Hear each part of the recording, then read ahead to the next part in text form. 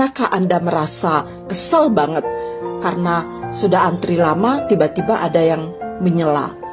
Atau melihat kondisi kacau di suatu tempat di mana orang-orang itu tidak mau antri, mereka berebutan mencari kesempatan yang lebih cepat. Ya, jadi suasananya itu tidak tertib dan sangat tidak menyenangkan. Nah, inilah budaya antri di Indonesia itu masih menjadi suatu masalah yang serius, belum terpecahkan dari dulu hingga saat ini. Ya, alhamdulillah di beberapa tempat saya sudah menyaksikan orang sudah mulai menjalankan budaya antri dan saya senang sekali, dan suasana itu pasti menyenangkan bagi semua pihak. Nah, tetapi dalam banyak kesempatan saya juga melihat bagaimana budaya antri itu belum terbangun dengan baik. Dan itu biasanya ada di fasilitas umum seperti ketika kita di toilet, di SPBU, di loket tiket, dan di tempat-tempat di mana kita ingin dilayani begitu ya.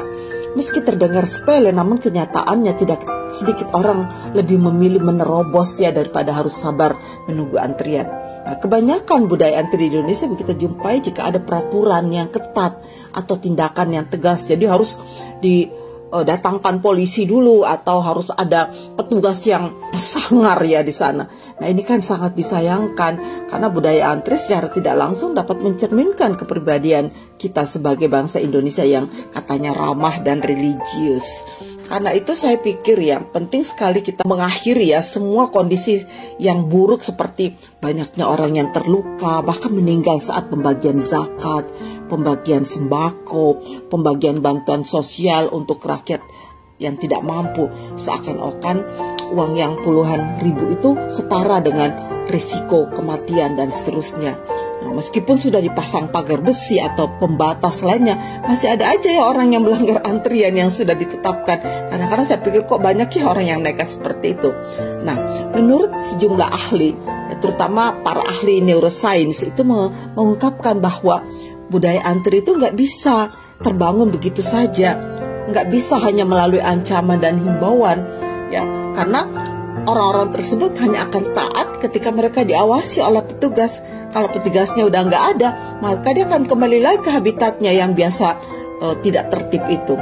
Karena itu menurut para ahli neuroscience, budaya antri ini harus dibangun, harus diedukasi sejak dini. Nanti akan saya jelaskan langkah-langkah untuk itu. Nah, sekarang sebagai masyarakat yang religius, ya apapun agama dan kepercayaan kita, tapi yang pasti kita bangsa Indonesia pasti senang ya disebut bangsa yang religius. Kita marah kalau disebut bangsa yang tidak religius.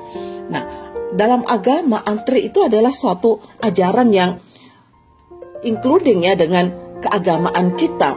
Ya, karena antri itu identik dengan menunggu, dan menunggu itu memang adalah aktivitas yang paling membosankan. Tapi sayangnya menunggu itu adalah sesuatu yang harus kita lakukan dalam hidup kita. Banyak faktor yang membuat kita harus menunggu. Nah, dengan antri itu sebetulnya kita mencoba untuk respect kepada orang lain yang datang lebih dulu. Nah, budaya respect atau ajaran menghargai orang lain ini kan diajarkan dalam agama. Karena itu mestinya kita sebagai orang yang beragama mestinya nggak perlu diawasi untuk bisa antri atau tidak gitu kan. Mestinya dengan kita mengaku sebagai orang yang beriman, kita maulah menghargai orang lain. Ya, kita sabar karena menunggu itu adalah sebuah proses gitu, dimana kita bisa memang membosankan dan kita katakan itu buang-buang waktu. Enggak juga sih, kita bisa menggunakan waktu untuk menunggu itu dengan banyak aktivitas yang lain yang bermanfaat, bukan hanya bermanfaat bagi diri kita tapi juga bagi banyak orang ya. Jadi banyak yang bisa kita lakukan dengan menunggu.